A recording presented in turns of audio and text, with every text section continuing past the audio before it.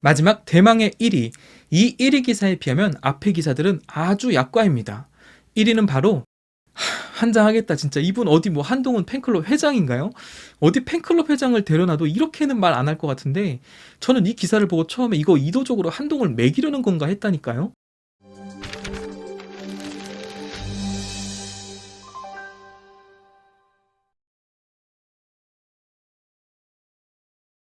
안녕하세요. 구겨진 언론 보도와 가짜뉴스를 바로 펴서 전해드리는 에이스입니다. 민주언론 시민연합, 줄여서 민언련에서 이제 한동훈 법무부 장관에 대한 한 가지 재미있는 보고서가 나와요. 보고서의 핵심은 한동훈에 대한 일부 언론 매체들의 보도량이 과하게 많다라는 것인데요. 워낙 사회적 전체적으로 이제 관심을 받았던 인간이라 뭐 언론 보도량이 많은 것은 이해가 되지만, 그 보도의 내용이나 수준이 눈살을 찌푸리게 할 정도다라는 것입니다. 그러면 한동훈에 대한 언론 보도량이 얼마나 많길래 보고서까지 나올 정도냐? 이 표를 한번 볼게요. 위의 표는 윤석열 대통령 취임과 관련된 종편 방송사들의 보도 시간이고요. 아래는 한동훈의 임명과 취임에 관련된 방송사들의 보도 시간입니다. 다른 종편사들은 뭐 이해가 되는데 종편 4사 전체로 놓고 볼 때는 대통령 취임에 대한 언론 보도가 더 많으니까요. 그런데 유독 한동훈에 대해서 엄청난 보도 시간을 할애한 방송사가 있죠. 어딜까요? 그렇죠. 바로 조선일보입니다. 역시 조선일보. 전체 방송 시간 중에 절반 이상을 한동훈에 올인합니다. 뭐 큰형님이 이 모양이면 뭐 다른 종편 방송사들 다 따라가는 거죠. 방송뿐 아니라 언론 보도들도 정말 황당하다 못해 이 한국 언론의 참담한 수준을 보여주는 기사들이 많았는데, 그래서 한번 선정해 봤습니다. 한동훈 관련 최악의 보도 베스트 기사 탑 3입니다. 먼저 3위인데요. 3위는 두 기사를 공동으로 선정을 했어요. 바로 이 기사, 머니투데이의 한동훈 안경 어디꺼, 모델 포스 남다른 패션 또 화제. 그리고 두 번째 조선비즈입니다. 모델 포스 비주얼 깡패. 한동훈 향해 쏟아지는 관심. 한동훈의 패션을 극찬한 두 언론사의 기사입니다. 뭐 얘네를 언론사라고 해야 될지도 모르겠는데, 아무튼 마치 무슨 지침이 있었던 것처럼 모델 포스라는 말을 같이 넣었네요. 머니투데이가 뭐하는 언론사인지 모르는 분들 계실 수 있는데, 머니투데이는 이름만 보면 아시겠지만 이제 금융, 증권, 원래 경제 뉴스를 주력으로 하는 매체였어요. 기본 베이스가 경제신문이기 때문에 이제 재벌이나 대기업의 이익을 대변하는 기사를 주로 쓰는 이 보수 우파적 성향이 강한 매체다라고 보시면 됩니다.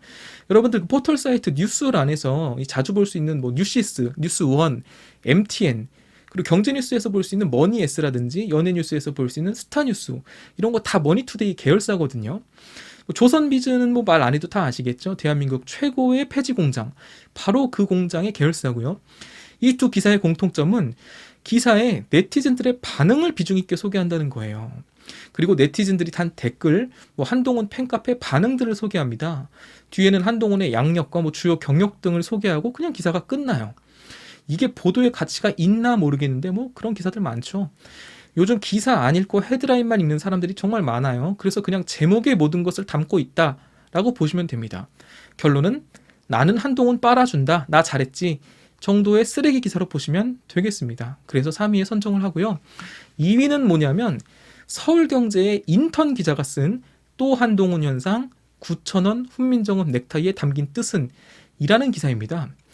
뭐 역시나 역사에 남기기에 충분한, 남겨야만 하는 그런 쓰레기 같은 기사죠. 기사의 내용은 한동훈이 맨 넥타이에 훈민정음이 새겨져 있다. 그 내용이 용비어천가이다. 용비어천가의 정신은 경천애민이다.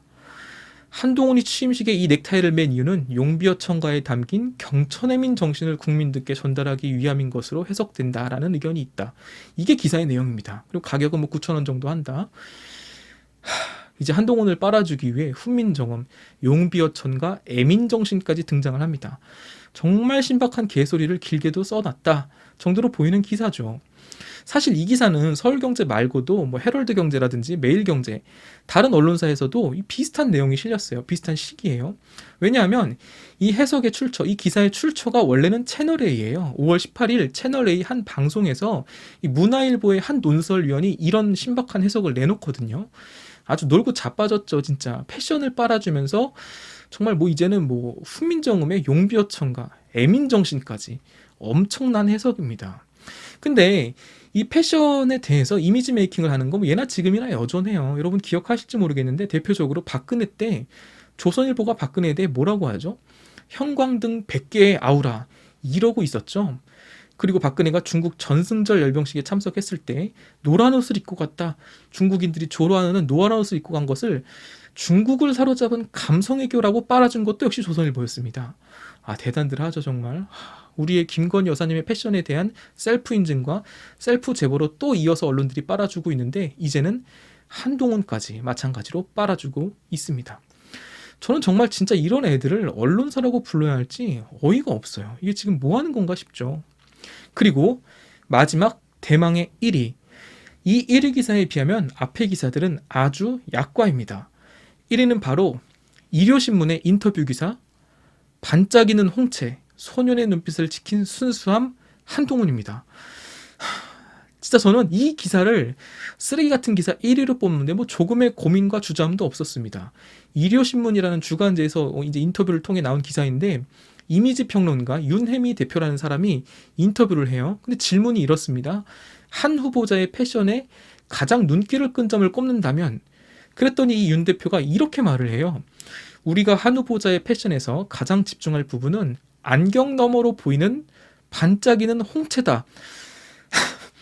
자기 관리를 철저히 하지 않았다면 그렇게 소년 같은 눈빛을 지키기가 쉽지 않았을 것이다. 한 후보자가 빛나는 소년의 눈빛을 지킨 순수함으로 인간의 존엄을 보여주는 법의 수호자가 되길 응원할 때가 아닌가 싶다. 진짜 환장하겠다 진짜. 이분 어디 뭐 한동훈 팬클럽 회장인가요? 어디 팬클럽 회장을 데려놔도 이렇게는 말 안 할 것 같은데, 저는 이 기사를 보고 처음에는 이거 의도적으로 한동훈을 매기는 건가 했다니까요. 어떻게 이렇게 말할 수가 있죠? 안경 너머로 보이는 반짝이는 홍채, 소년 같은 눈빛, 빛나는 소년의 눈빛을 지키는 순수함. 아, 진짜 놀고 자빠졌다 진짜. 이게 뭔가요? 참. 이 주옥 같은 기사를 다시 찾아봤더니 기사가 수정된 건지 해당 텍스트는 삭제된 것 같더라고요. 근데 뭐 이미 네티즌들에게 다 박제가 되어 있죠.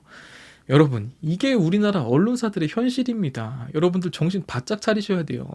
언론사들이 이런 기사를 이렇게 계속 쓴다는 건 정말 국민들을 개돼지로 알고 있다는 거예요. 국민들 바보 취급하는 겁니다. 아니면 앞으로 국민들을 개돼지로 만들려는 속셈이든지요.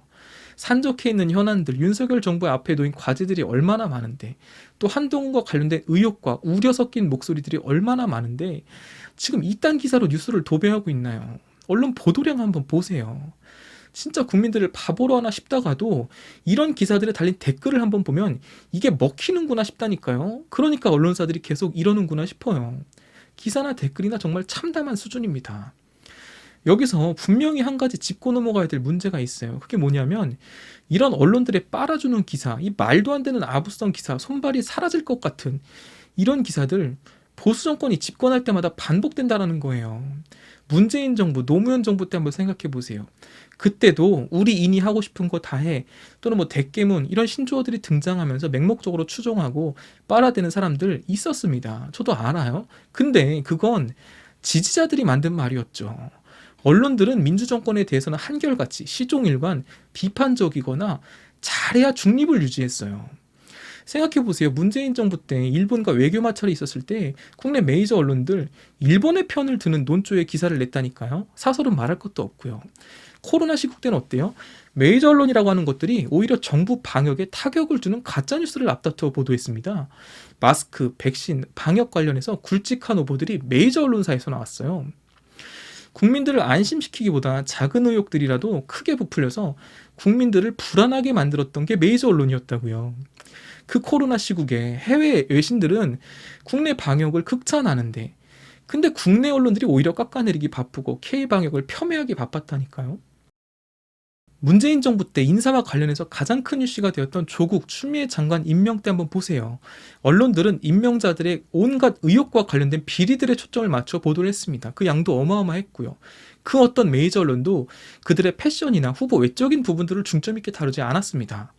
그런데 이번 한동훈 보도 한번 보시라고요. 같은 법무부 장관에 지명된 것인데 한동훈의 의혹들을 다루는 보도들은 거의 다 묻혀버렸죠.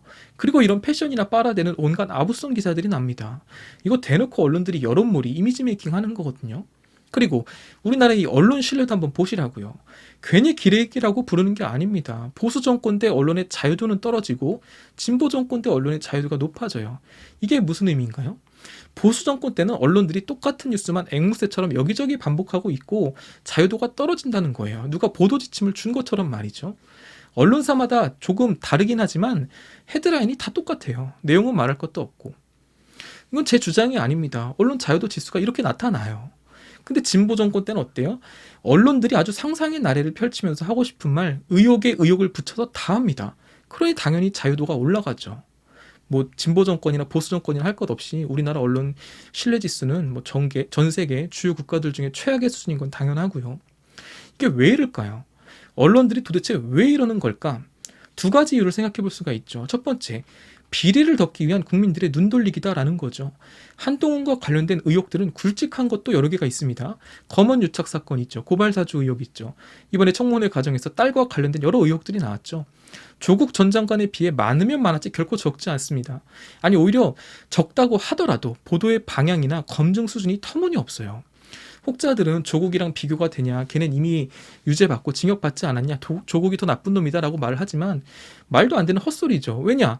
조국 전 장관은 장관 후보자로 지명이 되고 그 뒤에 의혹들이 나오자 검찰들이 정말 이례적으로 발빠르게 수사를 해나갔다고요. 70곳이 넘는 곳을 압수수색했고 그 과정에서 인사청문회 도중에 부인 정경심 교수가 단 한 번의 소환 조사도 없이 기소가 되는 말도 안 되는 짓을 한 게 검찰과 언론들입니다. 한편이 되어서요. 그리고 나서 추가 의혹들, 별건의 별건 수사를 통해서 의혹들이 계속 나왔다고요. 한동훈은 어때요? 장관 후보자로 지명된 후에 한 건이라도 압수수색을 들어갔나요? 한 번이라도 언론에서 비중 있게 그 비리와 의혹들을 다루었나요? 조국 전 장관 때는 의혹을 보도하고 혐의를 보도하기 바빴던 언론들이 한동훈 때는 한동훈 측의 입장을 대변해 주느라 바쁘다니까요. 민주당에서 말실수를 했다. 민주당의 공격이 약했다. 결정적 한방이 없다. 이러고 있다고요.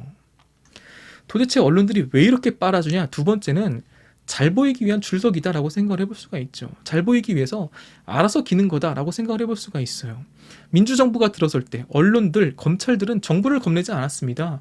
아주 만만하게 봤어요. 뭐 언론의 자유다, 검찰 수사권 보장이다, 뭐 이런 말들을 앞세우며 온갖 쓰레기 짓거리를 했다고요. 일개 검사가 대통령을 면전에 대고 조롱하기도 했죠. 근데 보수 정권은 달라요. 이해관계, 금전관계로 얽혀있다 보니까 알아서 기면서 좋은 기사들을 써주고 그냥 알아서 조아립니다. 그냥 빨아주는 거예요. 그래야 지들한테 뭐라도 더 떨어질 테니까요. 그래야 어떻게 줄 잘 쳐서 신분 상승, 정계 진출, 출세라도 한번 해볼까? 이렇게 각 잡는 인간들 나오고. 여러분 진짜 윤석열 취임 한 달 언론들이 하는 짓거리 잘 보세요. 어이가 없습니다. 저는 얘네들 국민들 질리게 만들어서 정치에 관심 끊게 만들려는 빅피처인가? 이런 생각도 들다니까요. 이런 쓰레기 같은 기사 찍어내느라 바쁜 우리의 기레기님들 그만들 빠세요. 동훈이 형 거기 헐겠습니다. 헐겠어요. 아니 위에 선배 기자들이 도대체 어떻게 해고 어떤 모습을 보여줬길래 가장 정의감과 사명감에 불타 있어야 할 인턴 기자가 이딴 기사를 쓰고 있나요? 정말 한심한 일 아닌가요? 니들이 쓴 기사 꼭 니들이 나중에 읽어보길 바래요. 가만 보니까 지들끼리 알아서 잘 수정하고 잘 삭제하는 것 같긴 한데 나중에 니들이 쓴 기사를 니들이 읽어보라고요. 정말 쪽팔린 줄 알아야죠. 기레기도 사람입니다. 상처받아요. 일단 개소리 하기 전에 니들이 쓴 기사를 보세요. 그 기사에 상처받는 국민들이 훨씬 더 많습니다.